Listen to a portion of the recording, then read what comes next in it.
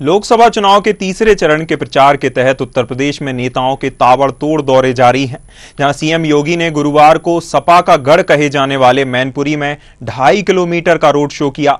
इसमें 50 बुलडोजर भी शामिल हुए।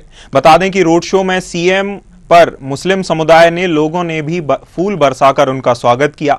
इस दौरान सीएम योगी ने भी लोगों का अभिवादन स्वीकार किया। सीएम ने सभा को संबोधित करते हुए सपा कांग्रेस गठबंधन को भारत को गुलामी की ओर धकेलने की साजिश बताया, जहां उन्होंने कहा कि सपा कांग्रेस कहती थी कि तारीख बताओ, हमने तो राम मंदिर भी बना दिया। सपा ने कल्याण सिंह का भी अपमान किया था, उसे वोट पाने का कोई अधिकार नहीं है। चुनाव में जाति धर्म नहीं, सिर्फ मोदी को देखकर वोट कीजिए। देश के लोकसभा चुनाव को लेकर के पूरे देश के अंदर आज जो माहौल है, उस माहौल को ध्यान में रखते हुए मैनपुरी भी इस बार परिवर्तन की राह पर चल रहा है। आपके उत्साह के माध्यम से स्पष्ट दिखाई दे रहा है।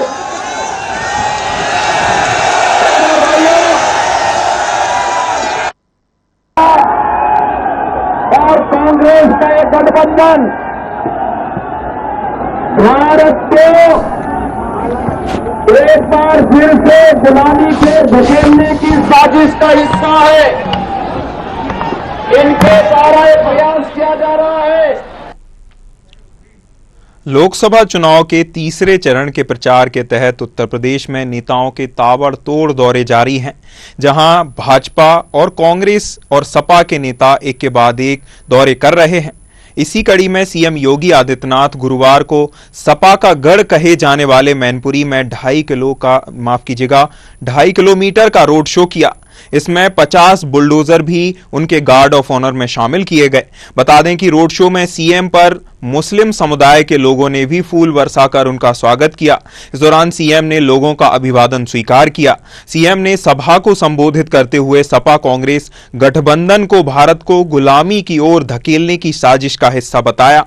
उन्होंने कहा कि सपा और कांग्रेस कहती थी कि तारीख बताओ, हमने तो राम मंदिर भी बना दिया है। सपा ने कल्याण सिंह का भी अपमान किया है, इसलिए उसे वोट पाने का कोई अधिकार नहीं है। चुनाव में जाति धर्म नहीं, सिर्फ मोदी को देखकर वोट कीजिए।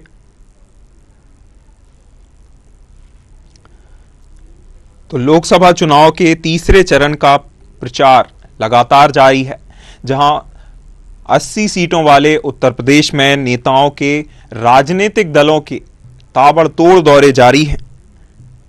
सीएम योगी आदित्यनाथ ने इसी कड़ी में गुरुवार को सपा का गढ़ कहे जाने वाले मैनपुरी में 2.5 किलोमीटर लंबा रोड शो किया।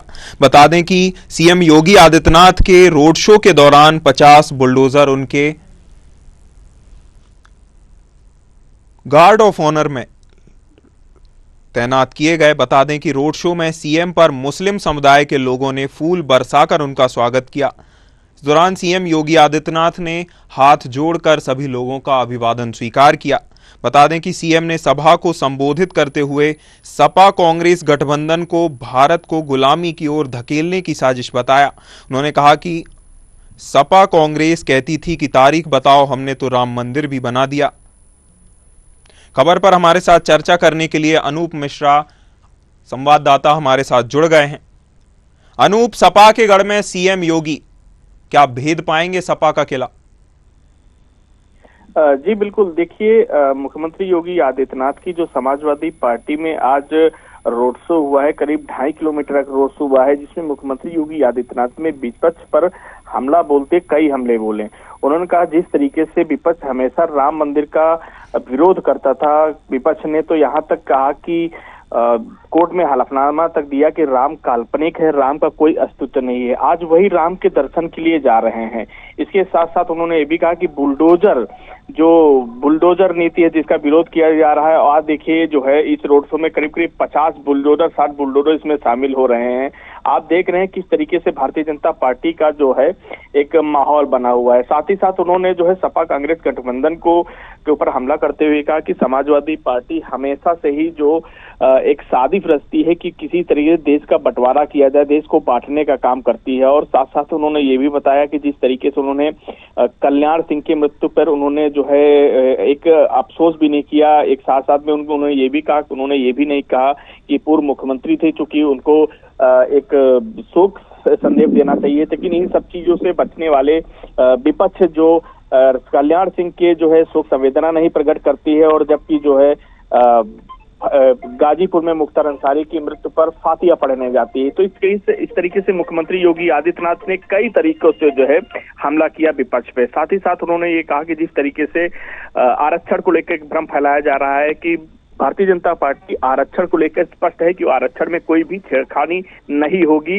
ये आरक्षण कभी भी खत्म नहीं किया जाएगा। साथ साथ में जेपी नड्डा के जो फेक वीडियो के रूप में एक दुष्प्रचार करने का भी उन्होंने आरोप लगाया मुख्यमंत्री योगी आदित्यनाथ ने। तो मुख्यमंत्री योगी आदित्यनाथ समाजवादी की गढ़ में जो रैली की है, जो मैनपुरी में रैली हुई, कई मामलों में एक महत्वपूर्ण रैली बताई जाती है। साथ ही साथ आपको ये भी बता दें कि रैली से कहीं कहीं भारतीय जनता पार्टी ने समाजवादी पार्टी पर एक दबाव बनाने का पूरा प्रयास किया है। जी बिल्कुल अनूप, हमने रोड शो में देखा कि मुस्लिम समुदाय के लोगों ने भी सीएम पर फूल बरसाकर उनका स्वागत किया। तो जिस प्रकार से मुस्लिम समुदाय का, अल्पसंख्यकों का स्नेह सीएम को मिल रहा है और साथ भाजपा को मिल रहा है, तो क्या लगता है कांग्रेस या अन्य दलों से अल्पसंख्यकों, मुस्लिम समुदाय का मोह भंग हो गया है?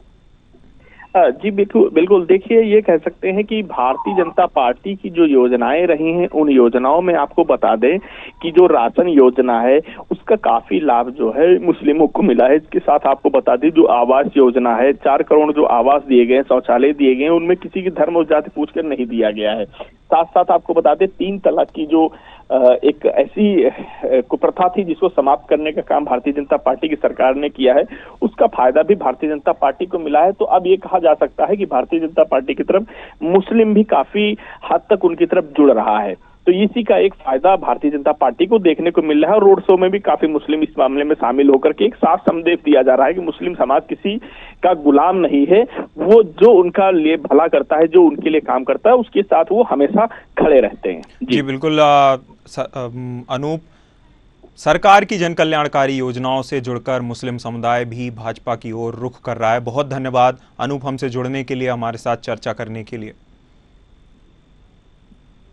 रुक करते हैं, अगली खबर की ओर बढ़ते हैं। कर्नाटक में कथित यौन शोषण के मामले में फंसे प्रज्वल रेवन्ना की मुश्किलें लगातार बढ़ती जा रही हैं। जहां मामले में एफआईआर दर्ज होने के बाद से चुनावी आग में इस घटना ने घी डालने का काम किया है। एक और भाजपा नेता और केंद्रीय गृह मंत्री अमित शाह मंच से कह चुके हैं कि भाजपा और हमारी सरकार हमेशा महिलाओं का अपमान करने वालों के खिलाफ ही खड़ी है। दूसरी ओर राहुल गांधी ने पीएम मोदी पर आरोप लगाते हुए आरोपी प्रज्वल रेवन्ना का समर्थन करने और उसके लिए वोट मांगने का भी आरोप लगाया है। उन्होंने कहा कि नरेंद्र मोदी ने देश की सभी महिलाओं का अपमान किया है, उन्हें देश की महिलाओं से हाथ जोड़कर, सर झुकाकर माफी मांगनी चाहिए। और प्रधानमंत्री को कर्नाटक की जनता से और हिंदुस्तान की हर माता बहन से भी माफी मांगनी होगी। देखिए, श्री रेवन्ना का जो समाचार पत्रों में और चैनलों में चल रहा है वो बिल्कुल आघातजनक है। ऐसा सहन किया ही नहीं जा सकता और भारतीय जनता पार्टी का स्टैंड बहुत स्पष्ट है। हम देश की मातृशक्ति के साथ खड़े हैं, देश की नारी शक्ति के साथ खड़े हैं। कांग्रेस पार्टी जो हम पर आरोप लगाना चाहती है, मैं छोटी सी बात पूछना चाहता हूं, वहां सरकार किसकी है? सरकार कांग्रेस पार्टी की है। फेक वीडियो आपके ध्यान में ही होंगे क्योंकि टाइम पर रिलीज किए गए हैं, और अब तक कार्यवाही कांग्रेस पार्टी ने क्यों नहीं की? भैया पता क्या है, पता है, मैं आपको बताता हूं। ये यहाँ पे सबसे बड़ा इशू ये जो यहाँ पे जो रेवन्ना केस है ना, जिसको पीएम ने एंडोर्स किया है, जिसने मैस रेप किया है, 400 महिलाओं का मैस रेप किया है, उसका जवाब और उसकी माफी प्रधानमंत्री मांगे। खबर पर हमारे साथ चर्चा करने के लिए दिनेश सिंह, राजनीतिक विश्लेषक, जुड़े हुए हैं। दिनेश जी, प्रज्वल रेवन्ना की मुश्किलें लगातार बढ़ती जा रही हैं। कांग्रेस भाजपा एक दूसरे पर ब्लेम गेम खेलने को तैयार हैं। क्या लगता है कौन मुख्य दोषी है, किस पार्टी को ब्लेम करना चाहिए?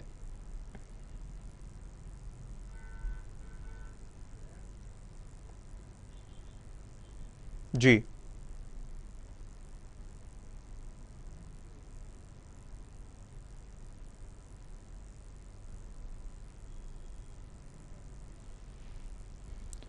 कर्नाटक में लोकसभा चुनाव का प्रचार लगातार जारी है, जहां कर्नाटक में कथित यौन शोषण मामले में फंसे प्रज्वल रेवन्ना की मुश्किलें लगातार बढ़ती जा रही हैं।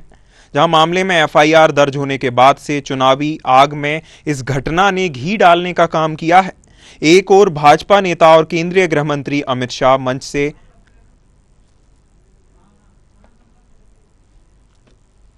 दिनेश सिंह जी से हमारा संपर्क टूट गया था। दिनेश जी से दोबारा जुड़ने की कोशिश करते हैं। खबर पर हमारे साथ चर्चा करने के लिए दिनेश जी फिर से जुड़ रहे हैं।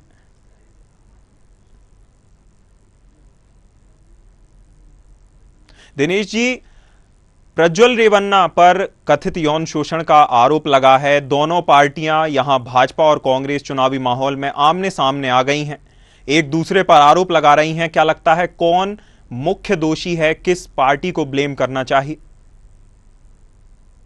जी, अपने देखिए ऐसा कि आरोप प्रत्यारोप जो है, मैं मतलब देखिए मतलब जैसे कि चुनावी समर जो है वो जी। चरम पर है अपने। जी। आरोप प्रत्यारोप लगाने जैसे जो है वो एक तरह से मतलब सामान्य होती हैं चीजें, जी, लेकिन किस तरीके से कि आरोप किस पे, जैसे कि राहुल गांधी आरोप लगा रहे थे, किस पर आरोप लगा रही है समझ में नहीं आ रहा, क्योंकि जी। जैसे कि भाजपा की तरफ से और गृह मंत्री अमित शाह ने भरे मन से उन्होंने क्लियर कोई समर्थन किसी का नहीं, उन्होंने वो क्लियर बोला है जी। कि आपकी वहां पर आपकी मतलब है कि जैसे कांग्रेस की वहां सरकार है। जी। और मतलब सुनने में आता था कि जैसे पुष्प बोले मीडिया की खबरों के जी। द्वारा पहले से ही आता था इस तरीके से कि रेवन्ना और जैसे उनके जो पिता जो है मतलब कि पिता मतलब जैसे कि उनके पिता पुत्र जो हैं, जी। तो दोनों के खिलाफ जो है मतलब वीडियो कोई जो थे पहले से सर्कुलेटेड थे, और कहा जाता जी। है कि इनके स्टाफ के किसी सदस्य ने और कांग्रेस के कुछ 2 नेताओं को शायद पहले दिया गया था, लेकिन बाद में खंडन कर दिया गया था जी। उसी ड्राइवर के द्वारा कि ठीक है कि मैंने इनको नहीं दिया थे जी। और मैंने जो भाजपा को नेता थे इनको दिया था उसे। जी। तो देखिए अभी जैसे कि मेन मतलब एक जैसे पूरा जो मोड नया आया है विनय जी, वो इस वजह से आया कि इन्हीं की कोई मेड थी, उसने एफआईआर दर्ज की। जी। और एफआईआर करने का देखिए जो दर्ज जो करने का समय था वो भी एक तरह से मान के चले कि एन चुनाव के समय जी। कि जहां पर चुनाव था, तो चुनाव के वक्त बिल्कुल एक तरह से करना, जी। तो कहीं ना कहीं अब जैसे कोई साजिश है क्या नहीं है, तो वो सब चीजें अलग है, लेकिन जी। एसआईटी का जैसे गठन कर दिया गया वो अपने आप में स्वागत हो गया। दूसरा जैसे कि इनके दादा जो है ग्रैंडफादर जी। एसडी जो देवगौड़ा जी, तो पूर्व प्रधानमंत्री, तो जी। उन्होंने स्वयं भी खंडन किया और उन्होंने क्लियर बोला कि लॉ जो अपना कोर्स ले वो ले, उस तरीके से हम लोग कहीं से भी मतलब कि गैर कानूनी किसी चीज का समर्थन नहीं करते। जी। और उसके साथ साथ उन्होंने प्रज्वल जो सांसद भी हैं हाथ से फिलहाल अभी, जी। तो उनको वहां से सस्पेंड भी कर दिया गया कि अपने तरीके से ठीक है, पार्टी से उन्होंने अपने तरीके से सस्पेंड कर दिया गया कि जब तक आरोप तय नहीं होते तब तक पार्टी से सस्पेंडेड रहेंगे। जी। उसके अलावा देखिए जैसे कि उन्होंने बताया कि जैसे जर्मनी भागने की जैसे दोनों तरह की चीजें हैं जी। कि कुछ लोग कहते हैं कि वो यहाँ से जब आरोप लगे तो उस समय जर्मनी भाग गए, जी। जी। और जबकि मतलब स्वयं जो प्रज्वल ने ये कहा कि मेरा पहले से पूर्व निर्धारित कार्यक्रम था। तो आपने देखिए अब आगे आने वाला समय बताएगा, लेकिन अपनी तरीके से भाजपा ने क्लियर बोला है कि हम लोग महिलाओं का सम्मान करते हैं और हम लोग किसी तरीके से इस तरह की बातों का समर्थन नहीं करते, और जो लॉ अपने हिसाब से जो काम करे वो करे, अगर वो दोषी है तो उसको सजा जरूर होनी चाहिए, पिता को भी होनी चाहिए, पुत्र को होनी चाहिए। बाकी साथ साथ देखिए एसआईटी में जो इनके पिता जो है रेवन्ना जी, तो वो अपने आप से तरीके से उन्होंने बोला कि मैं मतलब अपने तरीके से पूरा जो है इसका वो करूंगा, मतलब पूरे जो समर्थन भी करता हूँ और जो एसआईटी उसके सामने पेश भी होऊंगा। और उज्जवल की तरफ से भी जैसे कि जवाब यह है उनके वकील के माध्यम से किसी तरीके से कि आकर के मतलब जैसे मैं जो जो जो जैसे जो मुझे जो बताया जाएगा वो मैं उस हिसाब से काम करूंगा, और मेरे वकील जो है जी। एसआईटी की जो उसमें जो मुख्यालय वहां पर आकर के या जो लॉ इन्फॉर्मेशन एजेंसी उनसे सबसे संपर्क कर लें। जी जी। बिल्कुल। जैसे कि दिनेश सिंह जी आपने बताया कि पहले भी इस केस की सुगबुहाहट 2019-2020 में भी उठ चुकी है, और ऐसे समय में जब चुनाव चल रहा है, इतने बड़े केस और इतने बड़े आरोप से प्रधानमंत्री का नाम जोड़ना, प्रधानमंत्री पर आरोप लगाना कहां तक सही है? मैं जैसे पहले अपने वक्तव्य में बता चुका हूँ अभिनय जी। मतलब बिल्कुल क्लियर नहीं है उस तरीके से, क्योंकि देखिए खंडन किस चीज का करना या आरोप प्रत्यारोप करना वो तब होता है जब एक पार्टी बोल रही हो कि हाँ ठीक है हम लोग इस आदमी का सपोर्ट करते हैं। भाजपा ने, अमित शाह ने, मोदी जी ने, किसी ने भी मतलब भाजपा किसी व्यक्ति ने, किसी नेता ने सपोर्ट नहीं किया इसका। जी। तो जब सपोर्ट नहीं किया तो उसमें किस तरह की आगे कांग्रेस सपोर्ट कर रही है, जी। किस तरह जो कांग्रेस वो आगे आरोप प्रत्यारोप लगा रही है, इनको खुद को देखिए देखना चाहिए था। हो सकता है पॉलिटिकल माइलेज लेने के जैसे तरीके से, जैसे मैंने जी। पहले बताया कि चुनाव के एंड टाइम पे आकर के इस मुद्दे को इसलिए मतलब हवा दी जी। गई, इसलिए उसको गर्म रखा गया पहले से लेकर के कि उस टाइम लेकर के उनको ज्यादा करके मतलब कि जैसे इनके साथ अगर गठबंधन रहता तो उस तरह शायद ये नहीं खुलती, लेकिन गठबंधन इनके साथ नहीं है तो उस तरीके से सरकार अभी फिलहाल देखिए हम लोग ये नहीं कह सकते ये जैसे कि जो वीडियोज हैं उनमें कितनी सत्यता है, मतलब वो आंशिक रूप से सत्य है या किस तरीके से है, लेकिन हम लोग जैसे कि मतलब आप भी यही मानते हैं और मैं भी यही मानता हूँ कि जो मतलब जो कानून सम्मत जो चीज हो, जैसे अगर वो दोषी है, अगर प्रज्वल और रेवन्ना अगर दोषी अगर है तो उनको सजा जरूर मिलनी चाहिए, और अगर नहीं है उस तरीके से तो चुकी है तो अपने तरीके से मतलब देखिए मीडिया ट्रायल जो है वो थोड़ा सा गलत मैं समझता हूँ, लेकिन अपने तरीके से जो कानून सम्मत कार्य हो, अगर महिलाओं की अस्मिता के साथ अगर खिलवाड़ किया गया तो हम लोग कोई उसका सपोर्ट नहीं करते उस तरीके से, भाजपा हो गया चाहे कांग्रेस कुछ भी हो गया, तो कांग्रेस को दोबारा आरोप प्रत्यारोप अगर लगाने थे तो पहले लगाने चाहिए था, आपके पास पहले से मटेरियल अगर था आपको पहले से सो मोटो या उस तरीके जो भी एक्शन लेना था पहले लेना चाहिए था। सरकार आपकी है, गृह मंत्री आपके, मुख्यमंत्री आपके हैं, तो पहले क्यों नहीं एक्शन लिया? ये जनता पूछेगी बार। जी बिल्कुल, लॉ एंड ऑर्डर आपके अंडर है, आपको जांच करनी चाहिए थी। हालांकि जांच के बाद ही मामले का खुलासा हो सकेगा कौन दोषी है और कौन नहीं। बहुत धन्यवाद दिनेश जी आपका हमसे जुड़ने के लिए, हमारे साथ चर्चा करने के लिए। रुक करते हैं, अगली खबर की ओर बढ़ते हैं। कांग्रेस की राष्ट्रीय महासचिव प्रियंका गांधी ने कोरबा में जनसभा को संबोधित किया। इस दौरान उन्होंने प्रधानमंत्री मोदी पर जमकर निशाना साधा है। उन्होंने कहा कि पीएम मोदी को बड़ा ईमानदार बताते हैं, लेकिन इस देश की में भ्रष्टाचार की सबसे बड़ी स्कीम वही लेकर आए हैं।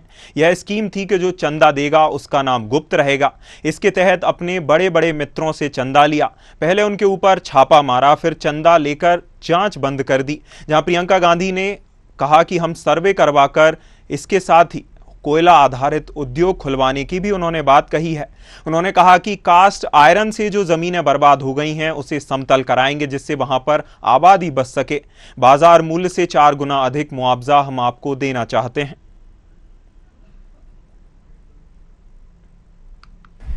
आपको बताते हैं कि देश में बहुत खुशहाली है, अर्थव्यवस्था बहुत मजबूत हो रही है, हम तेजी से आगे बढ़ रहे हैं। बहुत चीजें गिनाते हैं कि बड़े बड़े इवेंट किए हैं, बड़े बड़े विदेश के प्रधानमंत्री और राष्ट्रपति हमारे देश में आए हैं। लेकिन जब मैं आपसे कहती हूं कि आपको गहराई से बातें समझनी है, तो मेरा मतलब यह है कि ये जो नेता आपके सामने आते हैं और ये सारी बातें कर रहे हैं, भाजपा के नेता, खास तौर से मोदी जी, ये संपत्ति मोदी जी की नहीं है, ये संपत्ति किसी नेता की नहीं है, ये देश की संपत्ति है। देश की संपत्ति आप अपने आंखों के सामने आपने देखा। जब देश की संपत्ति थी तो रोजगार मिलते थे इन खदानों में और सुरक्षा भी मिलती थी रोजगार की। आज सरकारी नहीं रहे तो बड़े बड़े सेठ तय करेंगे कि आपका वेतन क्या है, बड़े बड़े सेठ तय करेंगे कि इसको बंद करना है, चलाना है। खबर पर हमारे साथ चर्चा करने के लिए जिज्ञासा चंद्रा छत्तीसगढ़ से जुड़ी हुई हैं। जिज्ञासा, इलेक्टोरल बॉन्ड पर सुप्रीम कोर्ट अपना फैसला सुना चुका है, असंवैधानिक घोषित कर चुका है। इसके बाद भी प्रियंका गांधी का इलेक्टोरल बॉन्ड से प्रधानमंत्री का नाम जोड़ना कितना सही है?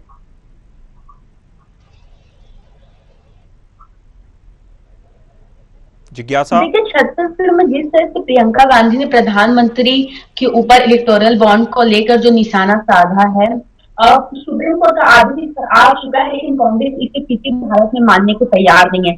जब से इलेक्टोरल बॉन्ड की जो लिस्ट सामने आई है, तब से जो कांग्रेस पार्टी है वो भारतीय जनता पार्टी पर हमलावर है कि वो बड़े बड़े जो बिजनेसमैन है, बड़े बड़े व्यापारी अदानी अंबानी को लेकर वो शुरू से निशाना साधते आ रहे हैं। उनका ये कहना है कि देश में जितनी भी उन्नति हो रही, देश में जितने भी काम किए जा रहे हैं, वे सभी जो है अदानी अंबानी की देन, और जो भी इसमें मुनाफा हो रहा है वो जनता को नहीं हो रहा है, कोई भी जनता को फायदा नहीं हो रहा है। इन सब से जितना भी फायदा हो रहा है वो जो नरेंद्र मोदी को जो दोस्त बताते हैं अडानी अंबानी, उन्हें फायदा हो रहा है। इसलिए इलेक्टोरल बॉन्ड को लेकर जिसको भी ज्यादा, क्योंकि जो लिस्ट सामने आई थी उसमें सबसे ज्यादा जो बॉन्ड थे इलेक्टोरल बॉन्ड थे वो भारतीय जनता पार्टी से लगभग 6,500 करोड़ रुपए का जो electoral bond Bharatiya Janata party के नाम तय थे। इसी को लेकर जो कांग्रेस पार्टी को शुरू से ही हमलावर है भारतीय जनता पार्टी के ऊपर कि देश में जो भी काम होते हैं और उससे जो भी फायदा होता है वो आम जनता को नहीं, बल्कि भारत के लोगों को नहीं, बल्कि जो उनके दोस्त है अडानी अंबानी, उन्हें फायदा होता है। लेकिन सुप्रीम कोर्ट का जो आदेश साफ तौर पर आ चुका है, लेकिन कांग्रेस पार्टी किसी भी हालत में उसे मानने को तैयार नहीं हो रही है। जिज्ञासा, प्रियंका गांधी ने उद्योग धंधे लगाने की बात कहा, उन्होंने कोयला खदानों की भी बात कही अपने वक्तव्य में, अपने संबोधन में। लेकिन अगर उद्योगपति, जैसा कि उन्होंने अडानी अंबानी का नाम लिए बिना उन पर निशाना साधा है, प्रधानमंत्री से उनका नाम भी जोड़ा है, अगर उद्योगपति कोई उद्योग नहीं लगाएगा तो सरकार और जनता को उसका लाभ कहां से मिलेगा, जनता को रोजगार कहां से मिलेगा? देखिए, यही समझने वाली बात है, क्योंकि अगर कोई भी पार्टी हो, चाहे कांग्रेस हो या भारतीय जनता पार्टी हो, कि कोई भी पार्टी हो, अगर उसे कहीं भी उद्योग लगाना है या किसी भी तरह के खदान या कोई भी उद्योग लगाना है, तो उन्हें किसी भी जो व्यापारी हैं, जो बड़े बड़े बिजनेसमैन हैं, उनकी सहायता लेनी ही पड़ेगी। चाहे भारतीय जनता पार्टी अगर कोई भी काम करती है या कोई भी उद्योग लगाती है, किसी प्रकार के इंफ्रास्ट्रक्चर का काम करती है, उसे जो व्यापारियों से मदद लेने की जरूरत पड़ती है। और यही बात कांग्रेस जो समझ नहीं पा रही है, जो जिसे लेकर जो कांग्रेस पार्टी वो लगातार भारतीय जनता पार्टी के ऊपर हमलावर है कि वह अडानी और अंबानी को फायदा पहुंचाने के लिए जो है पूरे देश में ये खदान हो गया और जो भी उद्योग जितने भी लग रहे, वो अडानी अंबानी को फायदा पहुंचाने के लिए भारतीय जनता पार्टी की सरकार है वो यहाँ उद्योग लगा रही। इससे आम जनता को किसी भी प्रकार कोई फायदा नहीं है। जो भी फायदा हो रहा है वो अडानी और अंबानी को हो रहा है।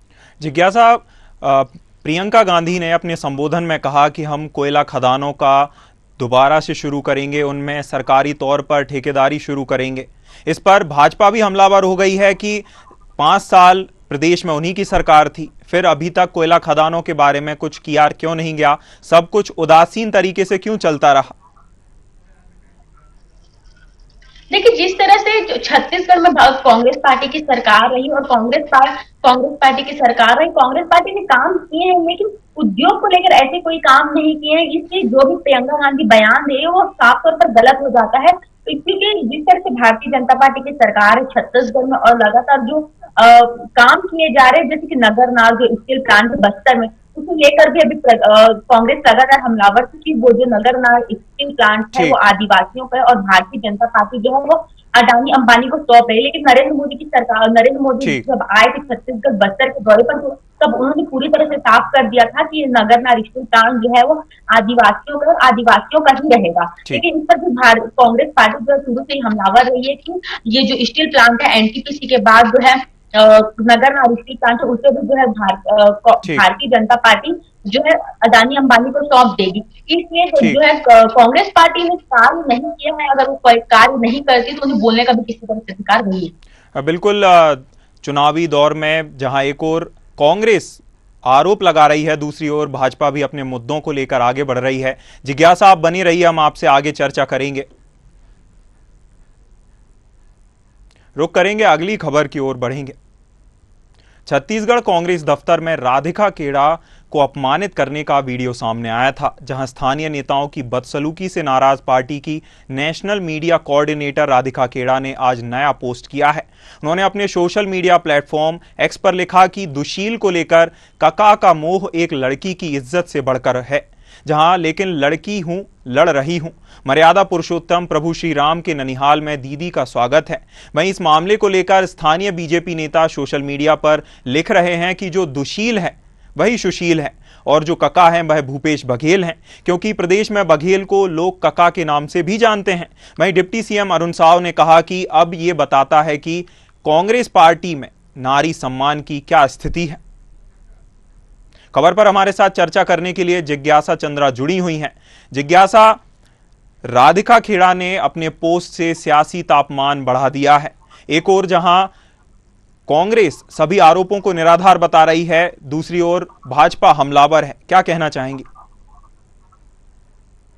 देखिए, राधिका खेड़ा और सुशील आनंद शुक्ला का जो ये वाद विवाद चल रहा है, ये रुकने का नाम नहीं ले रहा है। परसों शाम से ये विवाद चालू है जो अब तक नहीं रुका है। जो राधिका खेड़ा एक राष्ट्रीय प्रवक्ता है कांग्रेस की, वे लगातार सोशल मीडिया पर जो है पोस्ट डाल रही है और जिस तरह से आज उन्होंने पोस्ट डाला है सुशील आनंद शुक्ला के साथ, उन्होंने पूर्व मुख्यमंत्री भूपेश बघेल को भी अपने पोस्ट में जो है उन्होंने घेर लिया है। उन्होंने कहा है कि कका भी जो है वो दुशील लोग, जैसे सुशील आनंद शुक्ला ने जिस तरह का व्यवहार किया उसका वो सपोर्ट करते हुए नजर आ रहा है, ऐसा राधिका खेड़ा ने अपने पोस्ट पर कहा है। लेकिन भूपेश बघेल ने इस पर अभी तक कोई प्रतिक्रिया नहीं दी है। और वही बात है भारतीय जनता पार्टी, तो भारतीय जनता पार्टी इस वाद विवाद को राजनीतिक तरीके से ले रही और लगातार जो है बड़े बड़े नेताओं को जो भारतीय जनता पार्टी की ओर से बयान आया, उनका ये कहना है कि जहां जिस पार्टी में उनकी राष्ट्रीय प्रवक्ता का ही सम्मान नहीं किया जा रहा है, तो वो देश की जनता की महिलाओं का सम्मान किस तरह से करेंगे। और जिस तरह से जो वीडियो वायरल हुआ था राधिका खेड़ा का, उन्होंने साफ तौर पर कहा है कि शुरू से मेरे साथ इसी तरह का व्यवहार होता आया है, काफी समय से मैं इस परेशानी से जूझ रही, तो मैं पार्टी छोड़ सकती हूँ। तो उन्होंने पार्टी छोड़ने का भी जिक्र अपने आला कमान से किया। तो आने वाले समय में देखना होगा क्या इसी तरह की वाद विवाद की स्थिति बनी रहेगी और राधिका खेड़ा क्या पार्टी से जुड़ी रहेंगे या वह पार्टी छोड़कर भारतीय जनता पार्टी में शामिल हो जाएंगे। बिल्कुल जिज्ञासा, राधिका खेड़ा ने व्यंग्यात्मक तौर पर एक्स पर पोस्ट किया है। हालांकि भाजपा नेता भी दुशील और कक्का का आशय बता रहे हैं, लेकिन क्या इस व्यंग्यात्मक पोस्ट के बाद और इस तरह के घटनाक्रम के बाद क्या राधिका खेड़ा कांग्रेस छोड़ सकती हैं, भाजपा का दामन थाम सकती हैं? देखिए, जिस तरह से ये वाद विवाद बढ़ता जा रहा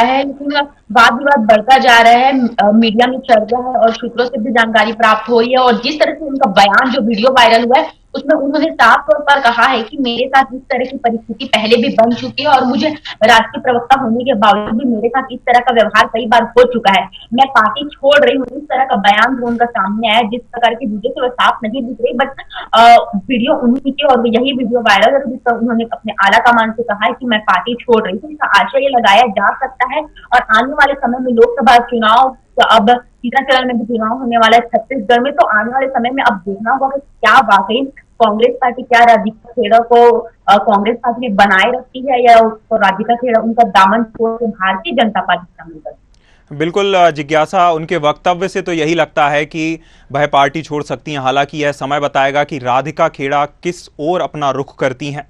बहुत धन्यवाद जिज्ञासा आपका हमसे जुड़ने के लिए, हमारे साथ चर्चा करने के लिए। तो 4 बजे की 4 बड़ी खबरों में फिलहाल इतना ही। न्यूज़ आवर पर खबरों का सिलसिला लगातार जारी है। नमस्कार।